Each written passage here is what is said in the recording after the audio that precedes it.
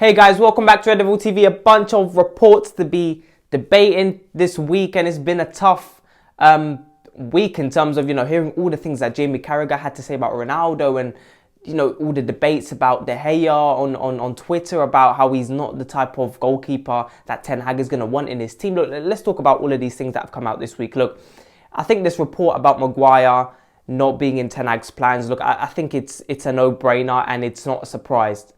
Maguire was already a debate under Ollie. He was even more of a debate whether he would be played under Ralf Rangnick, and he's even more of a player who's being discussed and debated whether he'll be used under Ten Hag. And look, we know Ten Hag is a manager who plays a high line, pressing football, and you're going to need both of your centre-backs to be reliable, who got pace, positionally good, and who can win most of their duels. And essentially, Maguire's not that type of player.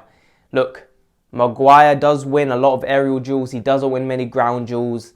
And he's a reliability when it comes to pace, a liability when it comes to pace and positioning. Look, Maguire, a lot of the time, how many times this season have we seen him just been ripped apart? And we've tried to play a high line this season with Maguire in the back line, Lindelof in the back line, Varane in the back line.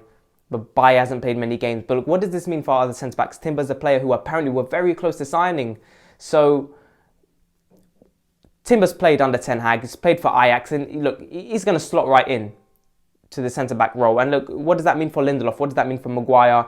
I think Maguire next season is going to be very interesting to see how Ten Hag plays him, because I don't think he'll be played much at all next season. And I think he's a player who slowly will be shifted out the door. Maybe next summer, not this summer, but next summer, next year. And look, Pau Torres, another centre-back who we're being linked to a lot, and a player that apparently Ten Hag really wants to get. And I think we're only going to get one centre-back, because Romano has said in the past few days that Man United are targeting a striker, a midfielder, a fullback, and a centre-back. It's a shame we're only going to get one midfielder, because I do think we still need two. But it's a lot of progress all over the field. So for me, Pau Torres is a player who, look, it's very hard to judge him, because he's played in the Villarreal side who, under Unai Emery, play a very deep line. He's a very good defender. He wins a lot of duels. He's got some pace. He's got a good amount of pace. He's obviously a lot quicker than Maguire. He's quicker than Lindelof. So, you can somewhat assume that he's going to do well in a high line, but not necessarily. I mean, we haven't seen him play in a high line, so no one can really say that he's going to suit a high line under Ten Hag, because we haven't seen him in that sort of team. We haven't seen him in a team that presses high, that plays a high line. So it's hard to judge Pau Torres. So I think Timber is the signing we should be going for, because he's going to slot right in with Varane.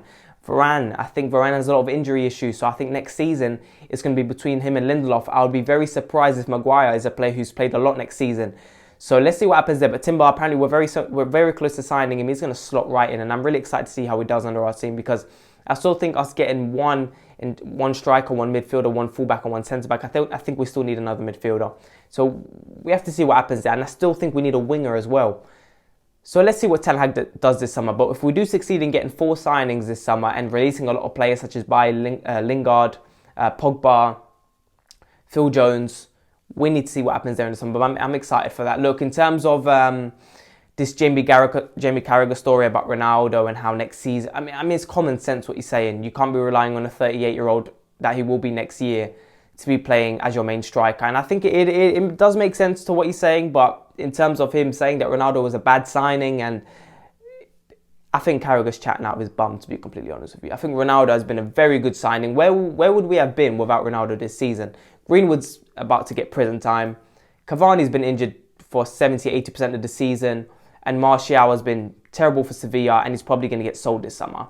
So where would we have been without Ronaldo? We wouldn't have had a striker. Rashford would have had to play in the striker position, and he's been terrible this season. So without Ronaldo, is he third in the league? He finished third in the league with the most goals.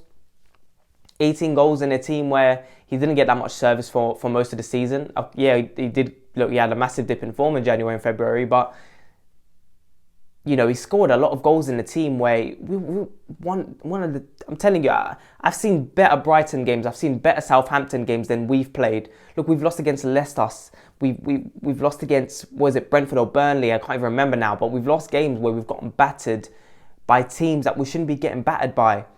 Everton, Watford, oh my God, honestly, He's played in a terrible team and he's still, what was it, 24 goals, 6 in the Champions League, 18 in the league. Only Salah has, was it 4 more goals than him, and he's been playing in the best Liverpool side we've seen in a while.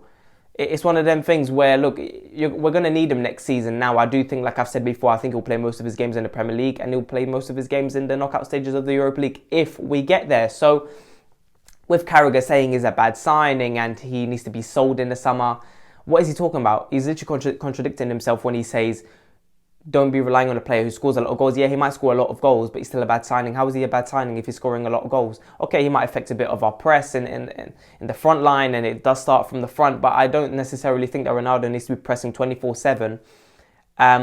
When a lot of time this season, we've actually seen him press a lot more than on other players like Rashford, and at times more than Sancho, at times more than Lingard. It's ridiculous to think that this man can't press. And look, he's not a pressing machine, as Ralph has said in previous press conferences. But look, I have no doubt that he's going to be a success next season, regardless of not having Champions League football. And look, like I've said before, I think his World Cup is his main focus. But I do think next season he'll get a lot of goals in the league and the Europa. Honestly, if he plays a lot of games in the Europa League, we might play a front two. We don't know. Darwin Núñez, look, a player who we're still linked to.